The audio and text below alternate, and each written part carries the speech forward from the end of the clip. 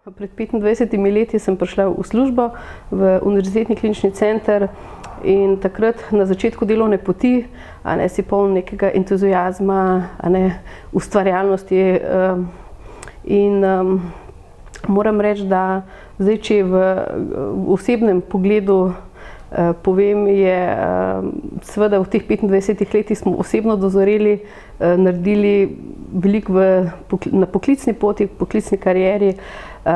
Kar se pa v Sloveniji dogajalo, pa trenutno smo malo od tistega, kar smo si želeli. Ob osamosvojitvi smo bili vsi entuziasti, veseli nekega napredka, ki je sledil mogoče še v prvih 10 letih po mojem osebnem mnenju.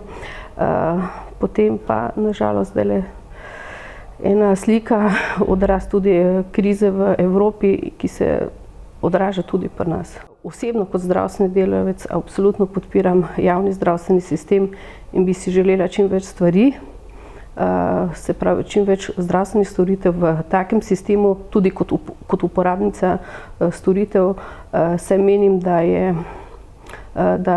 so take poti najboljše za paciente. Seveda so pričakovanja staršev v zadnjih 25 letih zelo spremenila, predvsem zaradi neke dostopnosti do informacij, ki jih pred 25 ali pa 20 leti niso imeli te možnosti. Danes v šali večkrat povem, da pacientke nosečnice vejo o porodu in dojenju več kot mi zdravstveni delavci sami. Ampak to iz preprostega razloga, ker veliko preberejo,